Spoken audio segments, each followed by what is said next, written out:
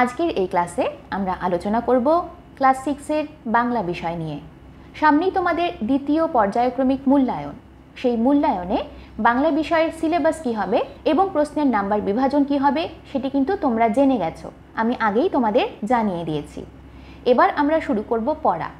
তবে গত বছরের কিছু ক্লাস আমার আগেই নেওয়া হয়েছে, সেখানে তোমাদের বাংলার সিলেবাস থেকে মরশুমের দিনে হাট এবং মাটির ঘরে দেওয়াল চিত্র এই তিনটি বিষয় সম্পর্কে প্রশ্ন উত্তর আগেই দেওয়া হয়েছে। তোমরা প্লে লিস্টে গিয়ে সেই প্রশ্ন উত্তরের ভিডিওগুলি খুঁজে বের করে নিও, সেই ক্লাসগুলিও কিন্তু সামনের পরীক্ষার জন্য তোমাদের কাজে লাগবে। আজকে আমরা আলোচনা করব তোমাদের সিলেবাসে থাকা অমিয় চক্রবর্তীর লেখা পিঁপড়ে কবিতাটি নিয়ে। ছোট্ট একটি কবিতা, খুব সুন্দর একটি কবিতা, খুব ভালো করে মন দিয়ে বাড়িতে পড়বে। আজকে আমরা এই কবিতাটি থেকে আসতে পারে এমন প্রশ্ন উত্তর নিয়ে আলোচনা করব। এই কবিতাটি থেকে যত রকমের প্রশ্ন হতে পারে, ছোট বা বড়, সব পেয়ে যাবে আজকের এই ভিডিওটিতে। তাই আজকে যে প্রশ্ন উত্তরগুলি নিয়ে আলোচনা করা হচ্ছে সেগুলো যদি একবার তোমরা ভালো করে পড়ে নাও, তাহলে কিন্তু পরীক্ষার জন্য তোমাদের আলাদা করে আর কোনো প্রশ্ন উত্তর তৈরি করতে হবে না এই পিঁপড়ে কবিতাটি থেকে। তাই খুব ভালোভাবে মন দিয়ে এই প্রশ্ন উত্তরগুলি তোমরা দেখো এবং বাড়িতে তৈরি করো। তাহলে চলো দেখে নিই প্রশ্ন উত্তরগুলি। 1 নম্বর প্রশ্ন, কবির কি দেখে কেমন যেন চেনা লাগে মনে হয়েছে? উত্তর, পিঁপড়েদের ব্যস্ততা, তাদের মিষ্টি মধুর চলাফেরা এবং শব্দ না করে কথা বলার ধরন কবির চেনা চেনা মনে হয়েছে। 2 নম্বর প্রশ্ন, কেমন যেন চেনা লাগে কথাটির অর্থ বুঝিয়ে দাও। উত্তর, মানুষ যেমন তার জীবনে সবসময় কাজ নিয়ে ব্যস্ত থাকে, পিঁপড়েও তেমনি সবসময়ই কর্মচঞ্চল, তাই তাদের চলাফেরাকে কবির চেনা বলে মনে হয়েছে। 3 নম্বর প্রশ্ন, কবি কাউকে দুঃখ দিতে চাননি কেন?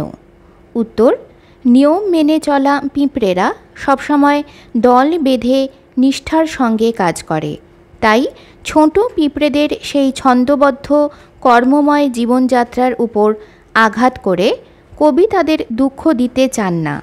তারা সবাই দুদিনের এই জীবনে একসঙ্গে থাকুক, এই কবির আশা। 4 নম্বর প্রশ্ন, সেই অতলে ডাকুক, কে কাকে এই ডাক দেয়? উত্তর, মাটির অতল গভীরে অবস্থিত পিঁপড়েদের বাসা, সেই বাসায় পিঁপড়েদের ডাক দেয়। 5 নম্বর প্রশ্ন, কবি আজ প্রাণের কোন পরিচয় পেয়েছেন? উত্তর, কবি ছোট পিঁপড়েদের মধ্যে শৃঙ্খলাবদ্ধতা আর কর্মময়তা গভীরভাবে লক্ষ্য করেছেন। তাদের সদা চঞ্চলতা, মিষ্টি মধুর চলাফেরা, ধুলোর রেণু মাখা, নিজেদের জগৎ আলোর গন্ধে ভরিয়ে রাখা, মাটির অতলের ডাকে সাড়া দেওয়া, এসবই কবিকে মুগ্ধ করেছে। পিঁপড়েদের জীবনের এইসব দিকগুলির মধ্যে কবি তাদের প্রাণের পরিচয় পেয়েছেন। 6 নম্বর প্রশ্ন, দুদিনের ঘর বলতে কী বোঝো? উত্তর, কবি জানেন এই পৃথিবীতে সমস্ত প্রাণী সামান্য সময়ের জন্য আসে। এই মাটির বুকেই আশা আর ভালোবাসা নিয়ে তারা ঘর বাঁধে, সুখ দুঃখের মধ্যে দিয়ে জীবন কাটায়। তারপর সময় শেষ হলে সেই ঘর ফেলে রেখে পৃথিবী থেকে বিদায় নেয়।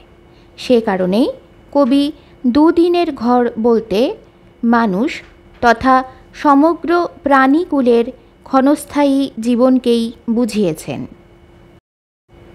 7 নম্বর প্রশ্ন, মাটির বুকে যারাই আছি এই দুদিনের ঘরে, এই দুদিনের ঘরে বলতে কী বোঝো?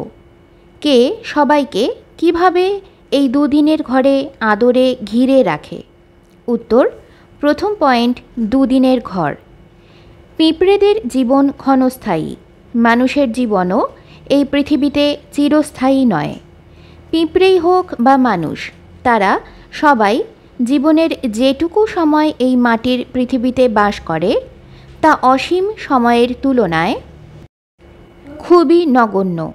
তাই বলা যায় এই পৃথিবীর বুকে পিঁপড়ে মানুষ বা অন্য যে কোনো প্রাণী যে সামান্য সময়টুকু কাটায় তাকেই কবি দুদিনের ঘর বলতে চেয়েছেন। পরের পয়েন্ট, দুদিনের ঘরে যে আদর।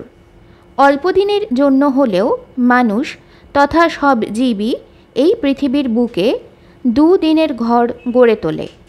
সারা দিনের কাজের পর বিশ্রামের জন্য সবাই ঘরে ফেরে, স্বজনদের সঙ্গে সময় কাটায়। ঘরে ফেরার এই অনুভূতি সমগ্র জীবকুলের মধ্যে এই পৃথিবীতে বেঁচে থাকার ইচ্ছে জাগিয়ে রাখে। তাই প্রতিটি প্রাণীর সঙ্গে পৃথিবীর একটা গভীর সম্পর্ক তৈরি করে দেয়। এই সম্পর্কের কথা চিন্তা করেই কবি অনুভব করেছেন পৃথিবী যেন এক মায়ার বাঁধনে আর গভীর আদরে সমগ্র প্রাণীকুলকে ঘিরে রেখেছে। 8 নম্বর প্রশ্ন, এই পিঁপড়ে কবিতায় কবির কীরূপ মনোভাব প্রকাশ পেয়েছে তা বুঝিয়ে দাও। উত্তর, পিঁপড়ে কবিতায় কবি ছোট পিঁপড়েদের প্রতি তাঁর মমত্ব প্রকাশ করেছেন। এর পাশাপাশি পিঁপড়েদের শৃঙ্খলাবদ্ধ জীবন, তাদের মিষ্টি মধুর চলাফেরা তাঁর মনে একটা ছোট প্রাণীদের জীবনচক্রের একটি চিরন্তন ছবি এঁকে দিয়েছে।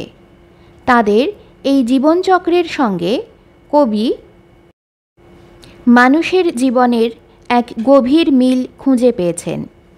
অসীম সময়ের তুলনায় পিঁপড়ে বা মানুষ সবারই জীবন খুব নগণ্য। এই পৃথিবীর দুদিনের ঘরে বাস করে একদিন সবাইকেই বিদায় নিতে হয়। দুদিনের এই পৃথিবীতে কিছুই চিরস্থায়ী নয়। সবাইই এই পৃথিবীতে ক্ষণকালের অতিথি। কবিতায় ছোট পিঁপড়ের প্রতি আত্মীয়তা অনুভব করেছেন। তাদের স্বভাব, আচরণ, নিয়ম নিষ্ঠা আর শৃঙ্খলাবদ্ধ জীবন তাকে গভীরভাবে অনুপ্রাণিত করেছে। এছাড়াও আগের 3 দিনে কিন্তু আমি ইতিহাস এবং ভূগোল বিষয়ের ক্লাসও নিয়েছি। তোমাদের ক্লাস 6-এর ইতিহাস ও ভূগোল বিষয়ের চ্যাপ্টার থেকে নানা রকম প্রশ্ন উত্তর দেওয়া হয়েছে। এখনও সেই ভিডিওগুলি না দেখে থাকলে অবশ্যই তাড়াতাড়ি করে গিয়ে দেখে নাও। আজকে এই পর্যন্তই।